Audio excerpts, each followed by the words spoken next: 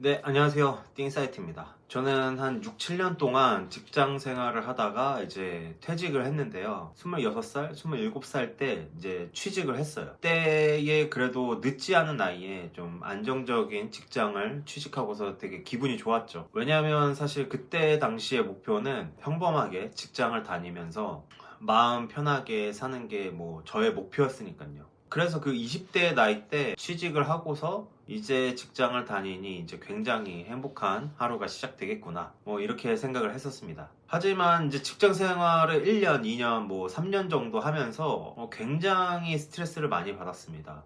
어렸을 때의 저는 사실 굉장히 욕을 안 하진 않았지만 그렇게 심하게 하진 않았는데 직장을 다니면서 욕도 점점 늘어가더라고요. 제 직장은 굉장히 편했습니다. 이 영상을 보시는 여러분들하고는 조금 다른 상황일 수 있는데요. 대부분이 굉장히 치열하고 빡시게 직장을 다니잖아요. 저는 그와 반대로 시설도 굉장히 좋았고 월급이 그렇게 높진 않았지만 육체적으로는 굉장히 편한 직장이었습니다. 그럼에도 불구하고 스트레스가 굉장히 많이 쌓였어요. 편한 거는 둘째치고 사실 미래가 굉장히 걱정이 되더라고요. 그래서 늘 불안한 마음으로 직장을 다녔습니다. 취직을 했지만 대학교 시절에 이제 학자금 대출을 받으면서 한 2,500만 원 정도의 빚을 지고 직장 생활을 했고, 그리고 내가 언제쯤 이제 결혼을 하고 평범하게 집을 사고 그럴 수 있을까, 이런 고민들을 하면서 직장을 다녔거든요. 그런데 막상 계산을 해보니까 사실 굉장히 평범한 그 목표, 평범한 미래라고 생각했던 그 미래가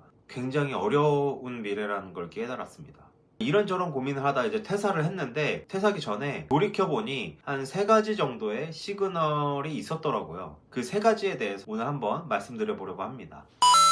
첫 번째는 아까 얘기했던 거와 같이 사실 막막한 미래입니다. 사실 이거는 뭐 직장인 분들도 그렇고 거의 모든 분들에게 공감이 되는 얘기일 거예요. 사실 서울 집값이 어마어마하잖아요. 근데 웬만한 직장인 월급으로는 집 한 채 사기가 굉장히 어려운 시기가 되었습니다. 제가 다니던 직장은 실수령으로 한 200 중반에서 후반 정도를 이제 받고서 다녔는데, 제 직장이 이제 호봉제였습니다. 그래서 이제 윗사람들이, 저보다 일찍 입사한 저의 이제 상사, 선배들이 얼마 받는지는 어느 정도 알 수 있었고, 저도 어느 정도 근무를 하면은 얼마 정도 받겠구나, 이런 것들을 계산할 수가 있었습니다. 그래서 이제 한번 제가 한 10년, 15년 후에 플랜을 막막한 느낌만 있다가 계산을 한번 해봤어요.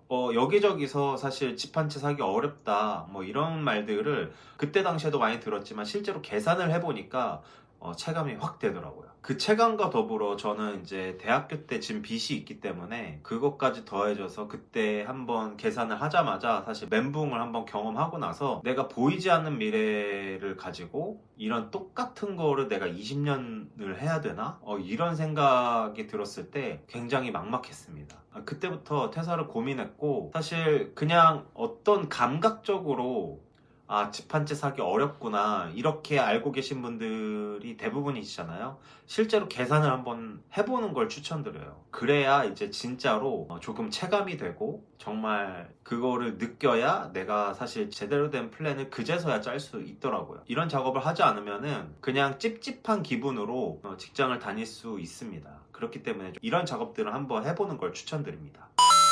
그리고 두 번째로는요, 사실 일이 힘든 건 버틸 수 있는 것 같습니다. 몸이 힘든 거, 육체적으로 힘든 거는 모든 사람들이 굉장히 적응도 빠르고, 사람이란 게 이제 적응이 굉장히 빠른 동물이잖아요. 그래서 육체적으로 힘든 거는 사실 그래도 버틸 수 있는 것 같습니다. 물론 굉장히 힘드신 분들 많긴 하지만 그 육체적으로 힘든 것보다 더 힘든 것은 사람이 힘든 것 같아요. 사람이 힘든 거에 가장 큰 고충이 있지 않나, 이렇게 생각이 듭니다. 저 같은 경우는 뭐 직장 상사, 뭐 직속 상사는 아니었는데 그렇게 나쁘신 분도 아니었어요, 사실. 근데 맞지 않는 사람이 있었습니다. 그분이 옆에 오면은 막 발을 밟고 어깨를 치고 약간 좀 산만한 그런 분이었는데, 그런 건 좀 이해할 수 있었어요. 근데 그런 산만함 속에서 말도 조금 필터를 거르지 않고 저한테 했었고, 어느 날은 제 카톡 프사를 보고 저의 사생활을 캐묻는다든지, 그리고 어떤 추측을 해서 되게 여기저기 얘기를 하고 다니는 뭐 그런 신경을 곤두세우게 하시는 분이 계셨습니다. 그분은 악한 의도는 있을지 없을지는 잘 모르겠어요. 그러나 어쨌든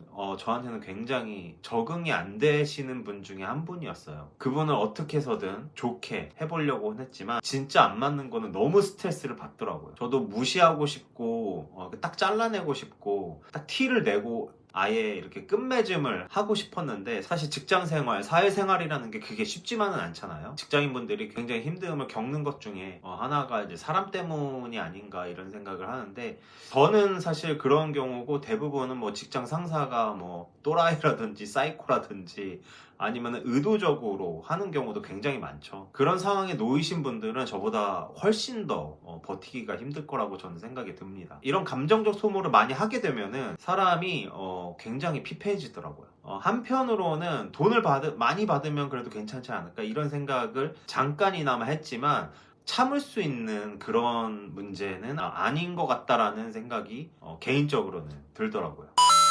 그리고 이제 퇴사를 결심하게 된 신호 중에 마지막으로는, 저한테는 이게 가장 큰 결정적 이유였는데요. 성장과 성취가 없어서 그만두는 결정을 하게 되었습니다. 아까 얘기했듯이 저는 정말 이제 편한 직장 생활을 했습니다. 많은 분들이 공감이 안 되실 수도 있지만 편하다고 직장을 다니는 게 행복하지는 않더라고요. 행복하진 않더라도 스트레스가 없는 정도면 괜찮은데, 사실 이게 굉장히 성장과 성취가 없으면요, 신기하게도 스트레스를 너무나도 많이 받습니다. 왜냐면은 저는 이제 관리직의 업무를 하다 보니까 어떤 프로젝트를 내가 실행하고 어떤 목표를 달성하기 위해서 일을 하는 게 아니라 그냥 출근하면은 계속 모니터만 그냥 쳐다보는 그런 업무가 대부분이었어요. 그래서 그 하루하루가 너무 지루하고 너무 시간이 안 가는 거예요.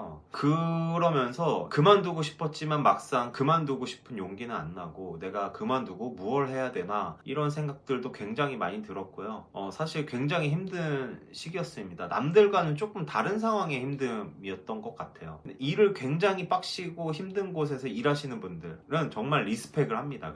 그래서 저는 좀 빡신 데를 들어가야 되나? 아니면은 내가 너무 지금 배부른 생각을 하고 있는 거 아닌가? 이런 고민들을 굉장히 많이 했습니다. 그런데 제가 그 직장 생활을 하면서 어느 한 분을 만났어요. 다른 직장에서 일하시는 분이었는데 어떤 업무적인 관계로 만났습니다. 근데 그분이 자기 업에 대해 굉장히 만족하고 다니시더라고요. 그분이 특별하게 뭐 월급이 엄청 세고 뭐 그런 것도 아니었는데, 그분은 그 일을 정말로 즐기시는 것 같더라고요. 그래서 그분한테 물어봤죠. 그 업에 대해 만족하는 이유가 어떤 것 때문에 그렇게 만족하나요? 그랬더니 그분이 자기가 원하는 일을 하고 있다라고 얘기하시더라고요. 그분은 이제 복지 쪽에 이제 관련된 업무를 하고 있었는데 우연찮게 만나서 그런 얘기를 나눴습니다. 그래서 그때 굉장히 많은 생각들이 들더라고요. 내가 일이 편해서, 그리고 혹은 일이 빡세서 불행한 게 아니구나. 내가 원하는 것을 하고 있나? 이런 걸 물었을 때, 그렇지 않다면은 일이 힘들던, 일이 편하던 행복하게 일을 할 수는 없구나. 그런 생각을 그때 가지게 되었습니다. 그때부터 스스로한테 이제 계속 물어보게 되었습니다. 나는 어떤 것을 좋아하나? 나는 어떤 일을 하고 싶나? 나한테 맞는 일은 무엇일까에 대한 고민을 진짜로 한 4년 정도 한 것 같아요. 제가 직장 생활을 한 6, 7년 정도 했지만 2년 정도는 그냥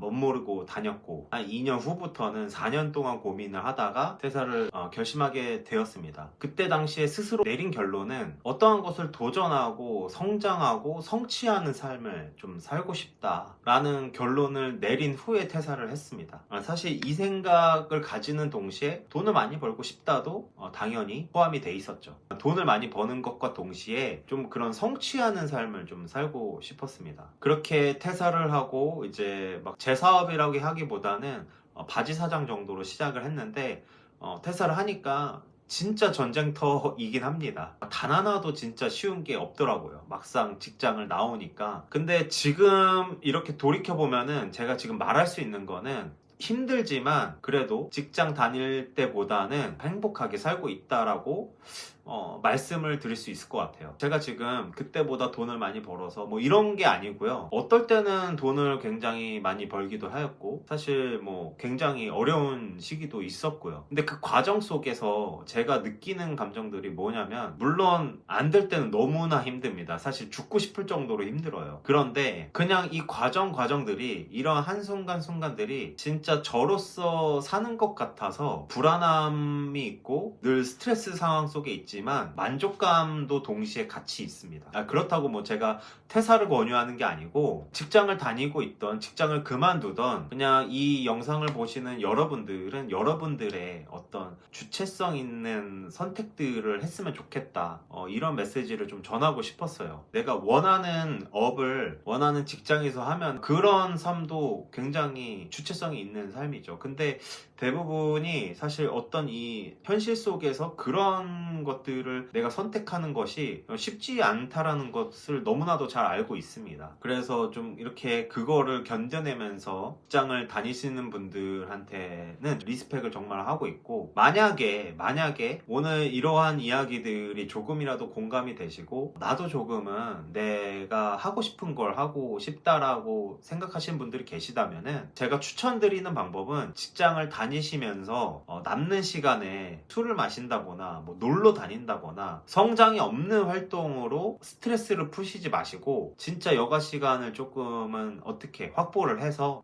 다른 활동들을 해보는 거를 추천드리고요. 그게 뭐 SNS가 됐든 유튜버가 됐든 쿠팡이 됐든 어떤 것들 간에 해볼 수 있는 것들이 굉장히 많습니다. 그 중에 뭐 쿠팡을 하고 싶으시면은 당연히 구독과 좋아요는 꼭 눌러주시고 그래도 제가 조금은 여러분들에게 그런 도움이 되지 않을까 뭐 이런 생각들도 하고 있습니다. 왜냐면은 이게 그냥 막무가내로 퇴사를 하고서 이렇게 제가 원하는 삶을 살아야지 하면서 저는 퇴사를 했거든요. 아무런 계획 없이. 근데 굉장히 힘듭니다. 이게 진짜로 쉽지는 않은 것 같아요. 그래서 성장 있는 활동들이 사실 여러분들 삶에 되게 활력소가 될 수 있을 것 같아요. 그래서 실제로 주변에 제 친구도 지금 그렇게 하고 있는 친구가 있는데 오히려 더 어떤 성장 있는 그런 활동들을 했을 때 활력이 생기고 살아가는데 조금 더 스트레스를 좀 덜 받는 그런 것 같더라고요. 오늘은 그래서 예전에 저의 어떤 퇴사의 결정적 이유로 3가지를 한번 들면서 얘기를 해봤는데요. 어쨌든 이 영상을 여기까지 보신 분들은 2025년도 진짜 하고 싶은 거 다 하면서 살았으면 좋겠습니다. 그 여정을 또 같이 하고 싶기도 하고요. 이 영상이 괜찮았다면 구독과 좋아요 꼭 눌러주시고요. 다음에는 또 더 좋은 영상으로 찾아뵙는 띵사이트가 되겠습니다.